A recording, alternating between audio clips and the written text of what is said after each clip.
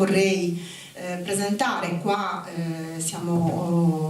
presentare Massimo D'Adea, che sicuramente Massimo D'Adea e Bachisio Bandinu, che sicuramente avranno una voce più autorevole per raccontare questo, o comunque dal loro punto di vista raccontare questo libro. Poi da lì diamo inizio ufficialmente alle danze, al dibattito, perché insomma più che altro sarebbe bene che fosse una chiacchierata, con un riscontro immediato. Ecco, Massimo D'Adea, medico come professione di base, diciamo, e penso che non abbia bisogno di presentazioni perché lo conoscete. Ex assessore regionale, una vita nella politica, in quello che è l'impegno nella politica, in una parte ben precisa della politica. Insomma, do la parola a lui e poi proseguiremo. Ecco. Sì, grazie innanzitutto dell'opportunità che mi viene data di poter parlare del libro di Anthony Muroni, ma grazie a voi che avete accolto l'invito a essere qui stasera. Per me è un piacere poter parlare, poter riflettere sui contenuti del libro di Anthony Muroni, perché quei 19 personaggi, quelle 19 storie sono in qualche modo, appartengono un pochettino a tutti noi, e forse molti di noi invidiano Anthony, che ha avuto la possibilità di intervistarli, di avvicinarli, di parlare con questi personaggi. Penso che ciascuno di noi avrebbe voluto avere la possibilità di rivolgere la parola a Papa Francesco, così come a tanti altri personaggi che sono contenuti appunto nel libro. Queste storie, le 19 storie di questi 19 personaggi, però si intersecano profondamente con la vita politica, la vita culturale non solo della Sardegna ma anche dell'Italia intera. Sono personaggi che hanno un rilievo che va al di là dell'ambito regionale, sono dei personaggi, alcuni di questi, che hanno una dimensione direi mondiale. Quello che mi ha colpito del libro di Anthony è stata la delicatezza con cui è riuscito a delineare i contorni di questi personaggi, nel senso che è riuscito a coglierne tutti gli aspetti della personalità, anche tratti della personalità di questi personaggi che erano per molti di noi sconosciuti. Ma così facendo Anthony ha anche appalesato alcuni di quelli che sono i tratti della sua personalità, perché quando si affrontano questi personaggi dipende da come li si descrive, dipende molto da come vengono tratteggiati. E a me è sembrato di cogliere nel tratteggiare di Anthony alcuni aspetti appunto della sua stessa personalità. C'è un elemento che ricorre spessissimo all'interno del libro e che viene ripetuto da alcuni personaggi e che qui a Nuoro mi piace ripetere. Anthony viene definito nuorese. Anthony dice anche che per i cagliaritani, ad esempio, tutto quello che sta al di sopra di San Luri è nuorese, è zone interne, è Barbagia. Però ci sono molti di questi personaggi che, rivolgendosi ad Anthony, ne colgono alcuni aspetti caratteriali e lo definiscono tu che sei nuorese, perché individuano in lui alcuni caratteri che naturalmente non sono propri soltanto dei nuoresi, ma quella lealtà, quella affidabilità, quella capacità di ascoltare che viene riconosciuta ad Anthony, e spesse volte, mi pare forse Massimo Cellino, ma non solo Massimo Cellino, Gigi Riva appunto li riconosce, perché voi nuoresi. E quindi questo è un tratto che mi piace sottolineare proprio qui a Nuoro. E quindi la capacità che deve avere un giornalista, che deve avere un cronista, che è quello di dimostrarsi innanzitutto leale nei confronti della persona che intervista, di dimostrarsi e di essere affidabile, la capacità di chiedere ma anche di non scrivere tutto quello che gli viene detto, e quindi l'equilibrio che è necessario al buon cronista, al buon giornalista. Ci sono poi degli elementi che a mio modo di vedere devono essere colti. Innanzitutto si percepisce nelle cose che scrive Anthony quanto sia difficile, quanto sia faticoso fare il giornalista, fare il cronista. E ci dice anche che niente viene precluso a chi ha la passione per il giornalismo. Io penso che Anthony sia la dimostrazione di come, partendo da un paese come Tres Nurares, passando attraverso una radio, mi pare una radio diocesana, poi attraverso, poi mi pare, non vorrei sbagliare tutti i passaggi, ma poi corrispondente della Nuova Sardegna, poi corrispondente dell'Unione Sarda, prima mi pare a Oristano, poi a Nuoro, Macomera anche, passando per Macomera, e poi finalmente si arriva a Cagliari, e a Cagliari vengono apprezzate le capacità di Anthony, che quindi gli si offre una possibilità, direi, importante, che penso che sia la massima aspirazione per un giornalista, specialmente per un giornalista sardo, quello di diventare il direttore del quotidiano più diffuso in Sardegna, del quotidiano che rappresenta appunto la storia della Sardegna. Questo sta a significare non solo che il giornalismo è passione prima di tutto, e che se c'è la passione nulla viene precluso.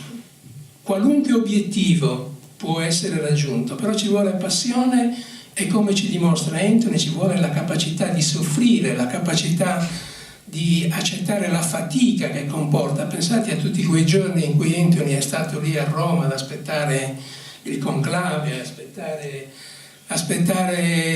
partecipare a tutte le comunicazioni di Padre Lombardi in sala stampa, ma insomma è tutto. Il lavoro del bravo cronista, del bravo giornalista, è fatto appunto di capacità, ma è fatto anche di capacità di sopportare la fatica. Fare il giornalista è faticoso. Ci sono poi alcuni personaggi che, a mio modo di vedere, adesso naturalmente poi entreremo anche nel merito di alcune questioni in particolare, però ci sono alcuni personaggi che a me hanno particolarmente intrigato, ma mi hanno particolarmente intrigato perché sono personaggi che io ho conosciuto. E vi devo dire, molti di voi diranno, vabbè, Renato Sorum. No. Non ti devo raccontare nulla. Il personaggio che mi ha maggiormente interessato e che io ritengo sia stato descritto, delineato con una capacità e con una delicatezza da parte di Anthony, è il personaggio e la figura di Eusebio Baghino. Io ho avuto la fortuna di essere stato in Consiglio regionale insieme a Eusebio Baghino. Eusebio Baghino era il prototipo del democristiano, cioè quello che di più lontano può esserci rispetto a un giovane che a 33 anni arriva in Consiglio regionale e si trova di fronte la figura di tante altre figure, ma quella di Eusebio Baghino. Eusebio Baghino rappresentava, per un giovane comunista di 33 anni che arriva in Consiglio regionale, rappresentava proprio il prototipo del democristiano, e quindi con tutte quelle caratteristiche che avevano appunto i capi bastoni, i capi corrente democristiani. E invece io ho conosciuto Eusebio Baghino e devo dire che era una persona di grande intelligenza, di grande generosità, dotato di un'ironia incredibile. Pensate che quando interveniva Eusebio Baghino in Consiglio regionale si creava un silenzio che non veniva riservato a tutti quelli che intervenivano, e c'era una tensione incredibile, perché Eusebio Baghino era dotato di questa umanità, di questa generosità, e soprattutto era dotato di una ironia, di una capacità di ironizzare anche sulle cose più importanti, più drammatiche. E io ho trovato nella scrittura, nella descrizione, nelle parole appunto di Anthony, ho trovato veramente la persona che io ho conosciuto. Ma vi devo dire, io naturalmente colgo anche l'occasione oggi di presentare il libro, di presentarlo insieme ad Anthony, insieme a Bacchisio, insieme a Francesca, e vorrei però togliermi anche una curiosità. Adesso io non voglio costringere Anthony a dirci delle cose che naturalmente riguardano la sua persona e la sua professione, però le dimissioni di Anthony da direttore dell'Unione Sarda rimangono per me un fatto, mi viene da dire inspiegabile, ma io cercherò di dare anche una spiegazione, e questa spiegazione io la traggo, pensate un po', dalla descrizione, dalla figura di Matteo Renzi. Perché? Perché se voi andate a leggere tra le righe del personaggio Matteo Renzi, così come viene definito da Anthony, io penso di trovare alcuni elementi che ci possono essere utili per capire le motivazioni che hanno portato alle dimissioni di Anthony da direttore dell'Unione Sarda. Io non gli chiedo ad Anthony naturalmente di dire se l'impressione che io ho colto sia veritiera o meno, perché so che questo è un aspetto che tocca la persona, la professionalità di Anthony, quindi non voglio costringerlo ad assumere e a dire delle cose che non vorrebbe dire. Però pensate un pochettino, il 28 di luglio Matteo Renzi viene in Sardegna. Siamo a pochi mesi, 4, forse 5 mesi, dal referendum costituzionale. In quei giorni si parla di un piano di 3 miliardi, mi pare, di 3 miliardi che il governo destinerebbe alla Sardegna per infrastrutture. L'atteggiamento della linea dell'Unione Sarda in quei giorni, i giorni in cui il 28 di luglio, che appunto Anthony intervista Matteo Renzi, è una linea del giornale molto definita e molto precisa.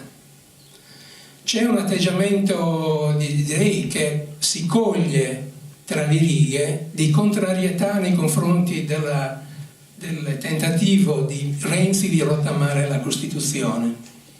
Così come si coglie nelle pagine dell'Unione un giudizio fortemente critico della giunta regionale presieduta da Pigliaro.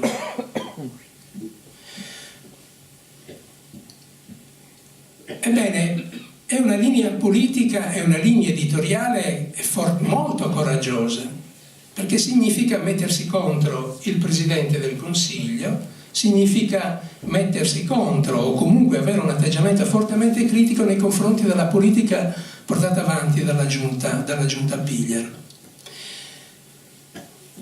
In quelle settimane, in quei mesi, pensate che Anthony mi dà ospitalità nel suo giornale. Io scrivo diversi articoli, soprattutto in materia di ambiente, in materia di sanità, che sono fortemente critici nei confronti della giunta regionale, così come scrivo anche nei confronti della ipotesi di riforma costituzionale portata avanti da Renzi. Pensate che questo però ha un significato particolare, perché io per tanti anni ho subito l'ostracismo nei miei confronti all'interno dell'Unione Sarda.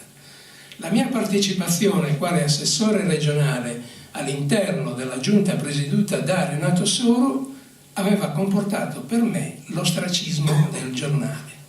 Il mio nome non poteva neanche essere nominato. Ed Anthony ha avuto il coraggio di sdoganarmi, chiamiamo così, dandomi ospitalità nel suo giornale, dandomi la possibilità di dire tutto quello che volevo, nella massima libertà. Ed allora cosa avviene in quelle settimane? La linea del giornale confligge con la necessità che aveva Matteo Renzi di avere parte della stampa a favore del referendum costituzionale.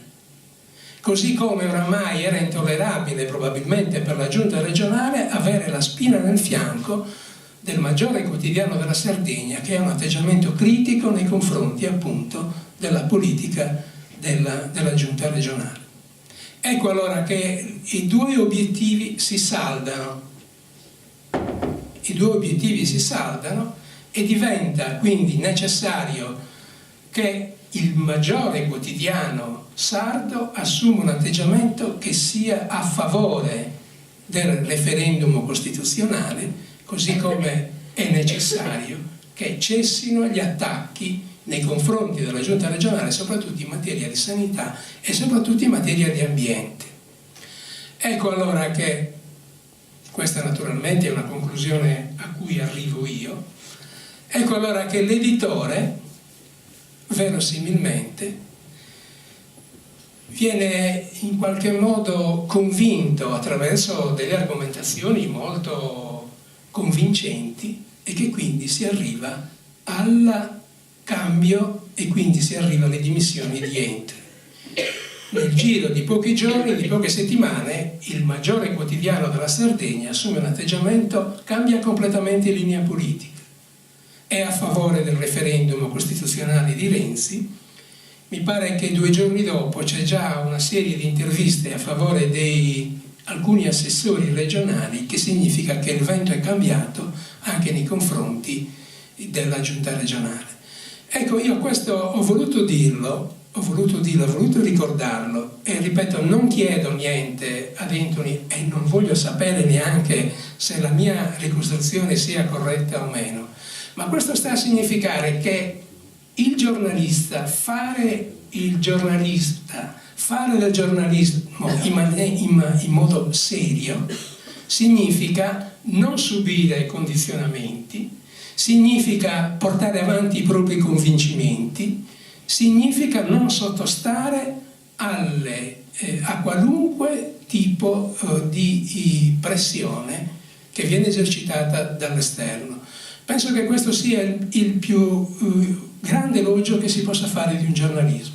Un giornalista bravo, il bravo cronista, è quello che non si fa condizionare e che porta avanti le sue idee, perché le sue idee le può giudicare non l'editore, non il presidente del Consiglio, non il presidente della giunta regionale, ma la linea del giornale deve essere giudicata soprattutto dai lettori.